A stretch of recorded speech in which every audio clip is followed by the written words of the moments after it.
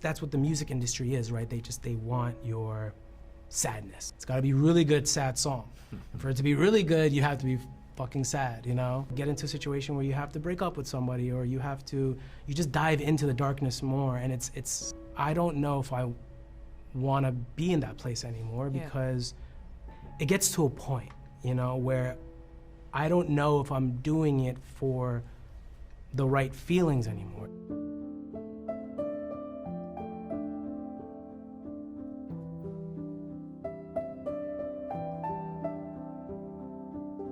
Nice meeting you. You too. By the way, I love your work. Oh, really? Yeah, Thank you. I didn't know you were familiar with my work. I love the Denzel interview, which was incredible. Thank you so much. I just saw the Ryan Coogler and Michael. Yeah, amazing one. Yeah, and I was Coogler. looking forward to do this interview with you as well. Thank because you. One thing that I really love to do in my interviews is to have like meaningful conversation.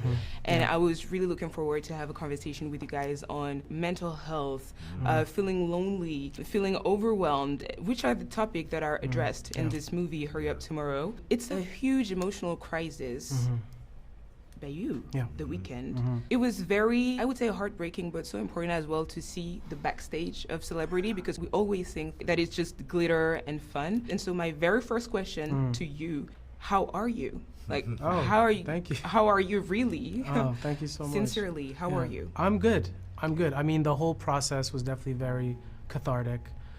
Being able to work with someone like Trey, who, you know, really cared about the material and then ultimately cared about me, and we cared about each other, I knew that if I was gonna make this film that's really vulnerable, that you'd have to surround yourself with the right people, you know?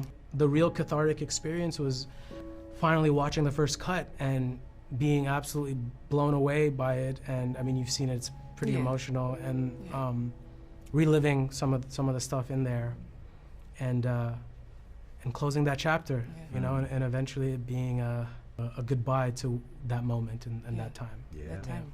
Yeah. And Trey, how are you? I am good. I'm in a good, happy place in my life.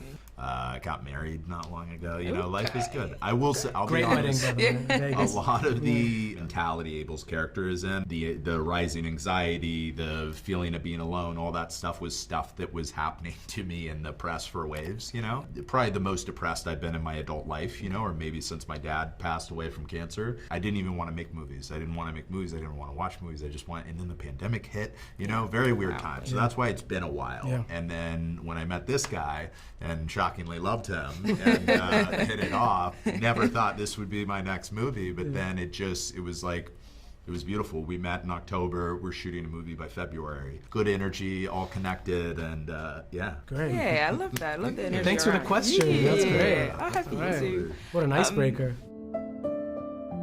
In the movie, I thought it was very vulnerable, by the way. You address the topic of social media, can be harassment, mockery. How do you connect with it through your own experience? How do I connect with social media? Yeah. I try not to at all. I mean, we have to for work, you know, so it's just one of these things where it's so funny. Like, I'll see like an actor, like a legendary actor that has never been on Twitter or whatever, randomly pop up on social media and be like, he has an Instagram now, or she has an Instagram, and you're like, you could tell that somebody forced them to do that. It's so part of our life now, which is very annoying, and it's become very, you know, we're very desensitized to it. But I don't know, I just try to stay away from it as much as possible. And it also just feels very manipulated, right? Yeah.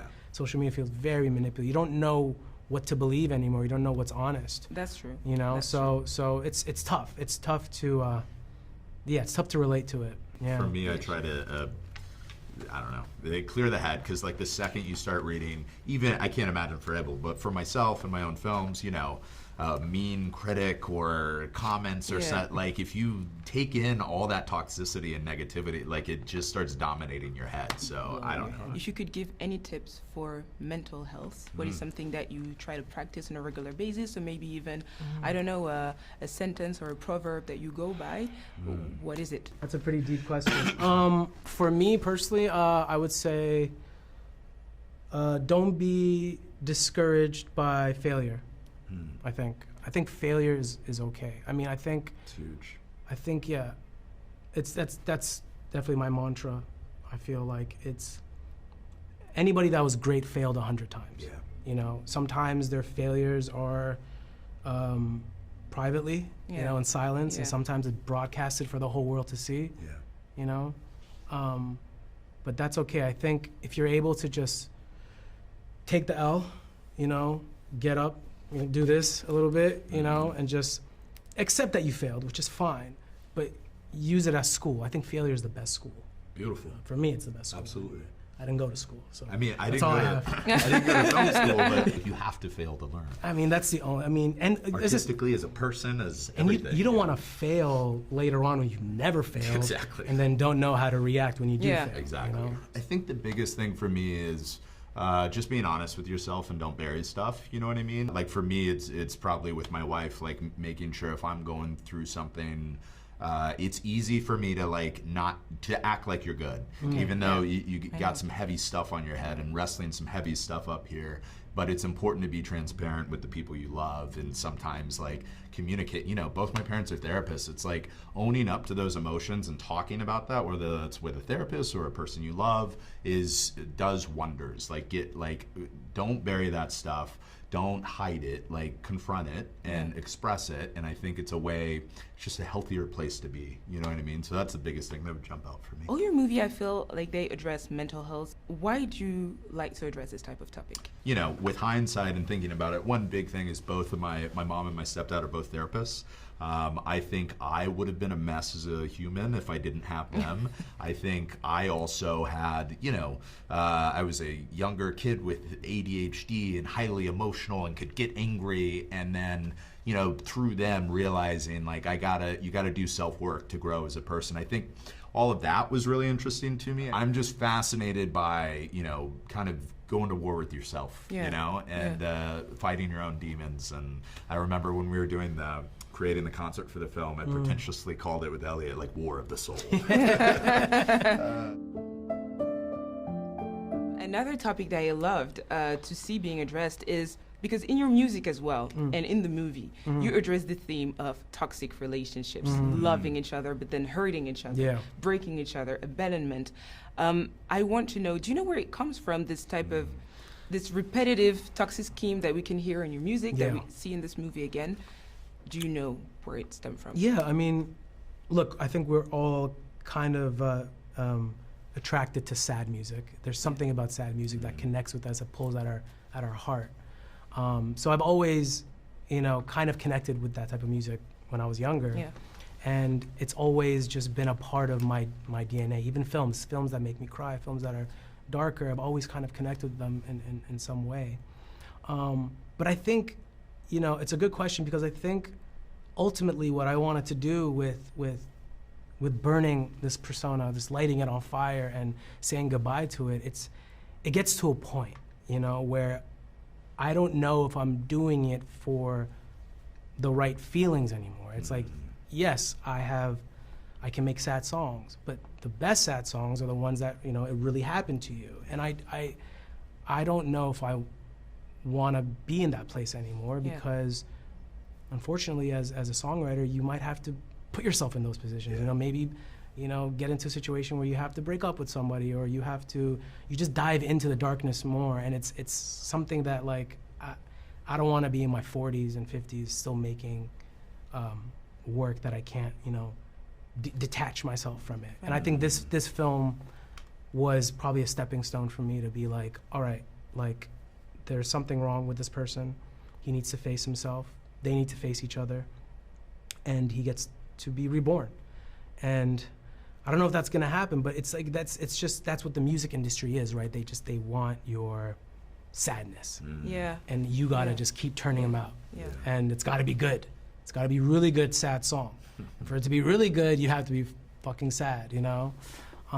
So I don't know. I think hopefully this is the first step to... That's what I was going to ask you, because there is this scene where you literally purify yourself with fire, and it symbolized the end of the Weeknd. So what can we expect next then? Well, I got a tour to do, so I can't completely... It can't be completely... or no one's going to buy tickets. No, I look, I think it's... it's not the first time I've been reborn. It's not the first time I've kind of shed the skin. I remember when I had my crazy hair, like that Basquiat hair. And one day I was like, to my team, I just want to cut my hair off. Yeah. It's uncomfortable. And they're like, no, don't do that. That's who you are. Yeah. I was like, well, cut it the next day. Yeah. You know, because I don't want to be handcuffed to a persona, right? So it's like that with this. You know, it's like I want to just. It's like my version of cutting the hair off. I want to just burn whatever is lingering that obviously was triggered by that night where I lost my voice. You know, something obviously deeper happening where telling my body to just slow down. And it could just be a hiatus. It could just be me being like, just stop overthinking, you know, stop working. You did it. You did it. I mean, you see it in the movie. He has everything. Yeah. He has a stadium full of fans. He has, you know, people that you have it all, you know? So be grateful for what you have. And what's that in gluttony? Mm-hmm. Yeah, don't be gluttonous. Yeah. You know, he went through what seems like the worst thing you've gone through professionally, like losing your voice in front of 80,000 people. It's like losing your superpower in front of, it's the fact that he wanted to explore this super vulnerable thing and he wasn't scared of it. He wanted to like explore it and dive in. That was like incredibly exciting to me. And I think like the foundation of why this whole movie turned into what it was, and the fact that it wasn't even literally his vocal cords, but stemming from a psychological thing that I could just connect to and I wanted to explore. And it was really exciting to me. Yeah. And it was the first time, I mean, I had performed on stage with a high fever, death in the family, a breakup, you know, I've dealt with things and I've always been able to go out there and rely on, like you said, like the superpower that I have, you know, and I think at one point you take things for granted, you know, and I think that's what happened. But that was also beautiful to show that even though you have this superpower that makes you you, even without your superpower, you're still somebody worth it, you know? Yeah, that exactly. Your worth is not only in the superpower. I think it was very important to portray. The first rule was we don't want to make a film about celebrity culture at all. You know, we wanted to make something that, you know, I can relate to because it happened to me, but, you know, I think we wanted to create pressure that hopefully people could connect with in some way. You know, I mean, people do deal with real pressure in life. You know, doctors got to deal with saving lives, and students got to deal with, you know, graduating. You know, I think it was more about creating something human in that moment, creating a flawed human being that we all saw ourselves in, and then tell a unique story that people can hopefully leave the theater, you know, and feel something. I felt something immediately. Thank you. I related immediately. Like the burnout, the fact that you're always trying to push yourself to the limit, and I loved it. I loved it. And to conclude this interview, you know what I loved with this movie is that society loves to put people in boxes, and nobody was expecting you to stand in this acting field, and you did. You're proving otherwise again with this first leading role in this movie, Hurry Up Tomorrow. What would you say to all the people that are going to watch this interview and that are terrified to step out of their comfort zone, to try something that they never did before, afraid of critics, afraid of what people might say? What would be your advice? I don't know if I can give the best sound advice because I'm still very new at this, you know. I think that's okay, you know. I think, like I said before, failure is okay. Like, it's fine to just jump out there, do the best you can, because, you know, at the end of the day, like, to be great, you have to start somewhere. You're not going to jump out and be great at it. So go out there. You can never study it. It's not something you can, like, prepare for. Just jump 2 feet in and jump into the fire, and hopefully you get a chance, you know, but yeah, you can fail. Failure's fine. Failure's all right. It's okay. And like I said before, sometimes your failures are in silence. Yeah. And sometimes they're broadcasted for the world, but it's the same failure. Yeah. You know.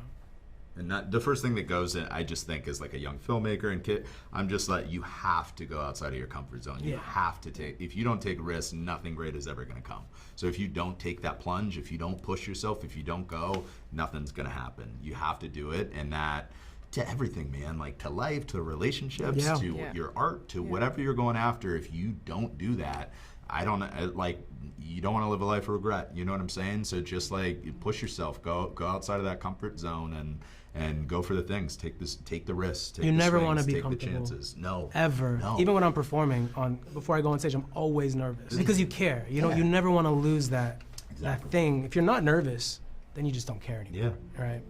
It's good. Be nervous. Thank you so much. Yeah. Thank you. This was amazing. Thank you so much. Thank you. Thank you You're so awesome. much. Thank it you was so much. cool. Thank you, Sally.